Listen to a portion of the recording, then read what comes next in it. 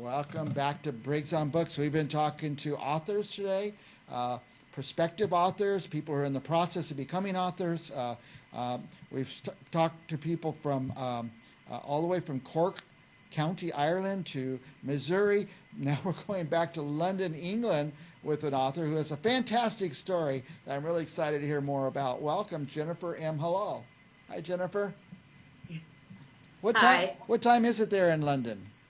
It's about 6 minutes past 9. And right now it's 6 minutes past 1 in the afternoon here, so the sun must be down for you. Yeah, well, the sun's going down and yours is just bright and shiny We're out just there. getting going. We're just starting our day. Yeah. Now you have several books, many books. You're prolific. You have one published, if I'm correct. Is that right? Yes, I do, but that's actually going to be revised. It's going to be revised. Yes. But it's and remarketed. Okay. The Spice of Life, you're going to change it around. Here's the cover, by the way. You're going to change it around. The title's going to remain the same. Okay. It's just going to be tweaked here and there. Some tweaks here and there, and then reissued. Yeah. The storyline's going to basically be it's based on the late 1950s, early 60s, where my grandparents, as well as other, well, not grandparents, my parents, as well as other parents, came over from the Caribbean to work in London, England, to rebuild the country after the Second World War. Mm-hmm. So, yes, it's based on what life was like in the Caribbean, which was sun, sea and sand, fresh food. And then they came over to England and it was like foggy and cold and snow and, chimneys with steam coming out and coal fires. And so, yeah. Yeah, I guess after World War II, London, a lot of parts of England needed to be rebuilt. Yes, it did. It needed to be rebuilt, as also the infrastructure like nurses and doctors and like the buses and trains and all that kind of thing. They needed people to help build back the country and get things going again. Now, the area in the Caribbean they were from, was that part of the United Kingdom? Yes, it was. It was run by the British. So, really, there was quite a few islands that were run. That had British, everything was British at the time. So they were run by the British government. So really, like I said, they thought they were coming home to the motherland when they came. So they didn't really know what snow was. Yeah. Because they just assumed everywhere was the same. Yeah. We don't know what snow is where we are here in California. So, but was it attractive? Did they make them an attractive offer, or was it just that they needed work? They needed jobs. Well, yes. One, they needed jobs. Two, there was an offer where you didn't actually have to pay to get on a boat. You could actually come here. The only problem was we couldn't find somewhere to live. Mm. That was the only problem. The food was here, everything, and the weather. We weren't prepared for overcoats and winter and that kind of thing. But now, the only difficulty, I think. When your parents moved, were you already a child? Had you been born? No, I was born here. I was born in England. You've heard a London, lot of stories. Yeah. From your parents. And the book is about your parents and some other people who went through this great adventure?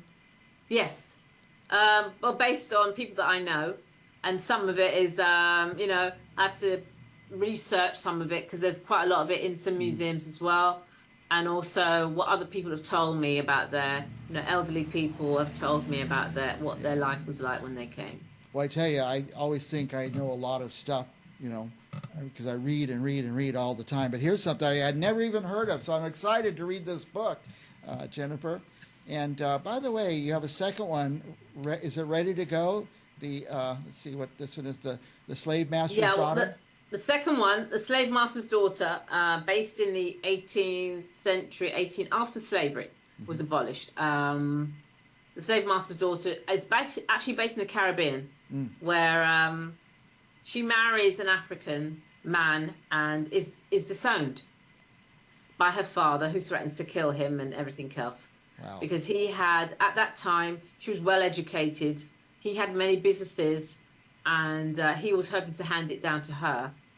But then obviously he kicked her out once they had a marriage in secret, but it was found out, and obviously She had to leave. However, when the African man who was a slave at first, he came over. He was brought over from Africa to the Caribbean to work at a young age. He was between the ages of 7 and 10.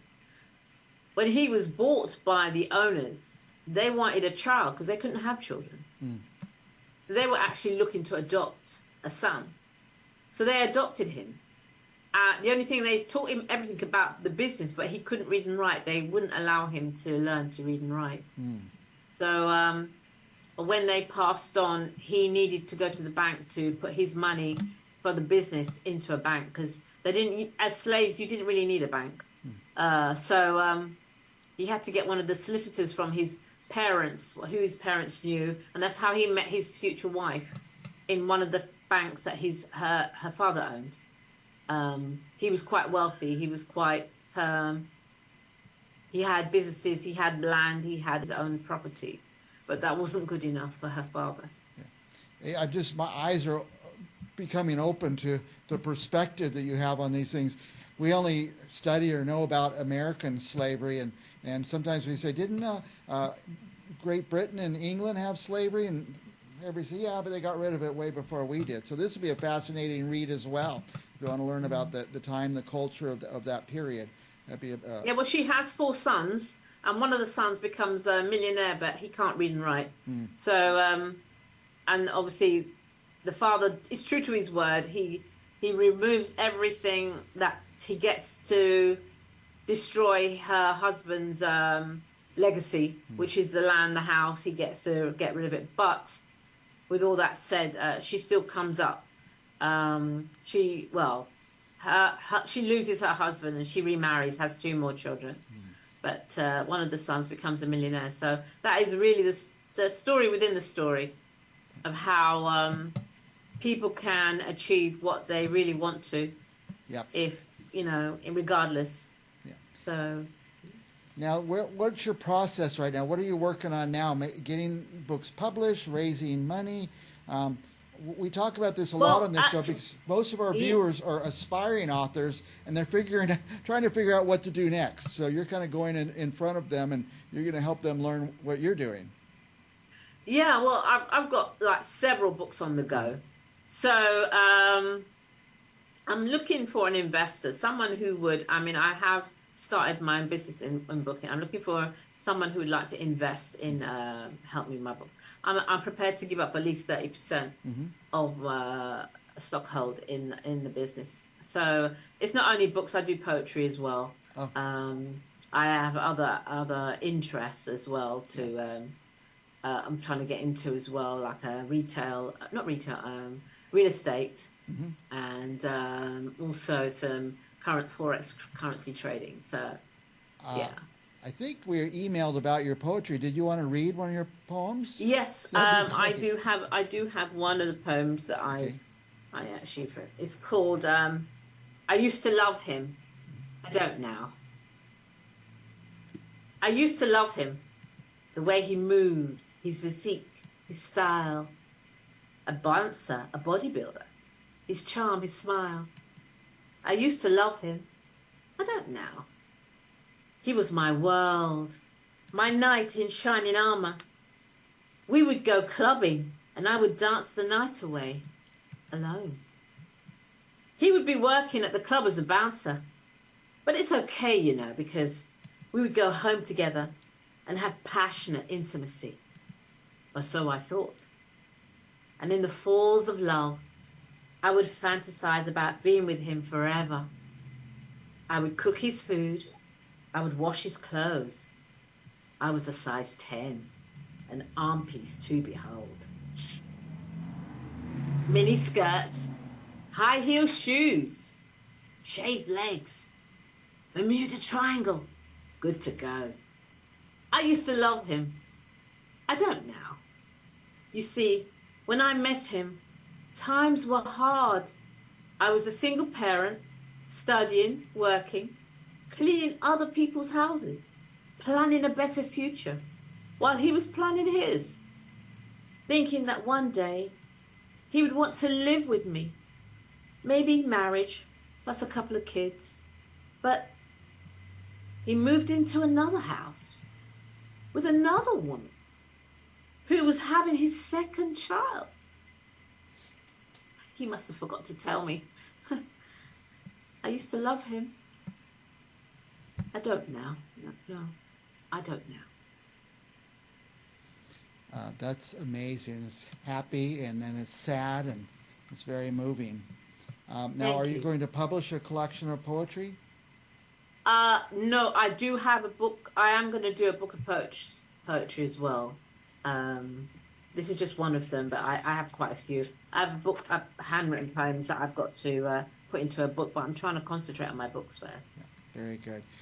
Your stories are intriguing. I'd like to read both of those books you've been working on, and just anybody out there who wants to be in the book. There's people watching, I know, that are in the book business. So here's a great, compelling. These stories are more different than anything I've ever read in my life. So get a hold of Jennifer M. Hallal and help her, get involved with her. I want to read these books. Jennifer, we're way past the time we have allotted, but any last thoughts, anything you want to share with our viewers about you or your books or your prospects? Well, I actually do have two publishers, which I am very grateful for at the moment, that are helping me to write my book, my two books. So I've got to thank them for their patience and understanding. Also because I have not been that well to be working on my books, and they have actually been very patient with me, and I'm grateful for their kindness and time they have spent waiting for me to get on track. But I am on track now, so I would like to give them a shout out for that, because not everybody, is that way. Yeah. So I'm grateful. Well, thank you for giving us your time, Jennifer. And again, these stories are intriguing. I can't wait to read them. And for our viewers, Thank you. stick around. We're going to have another author right after this.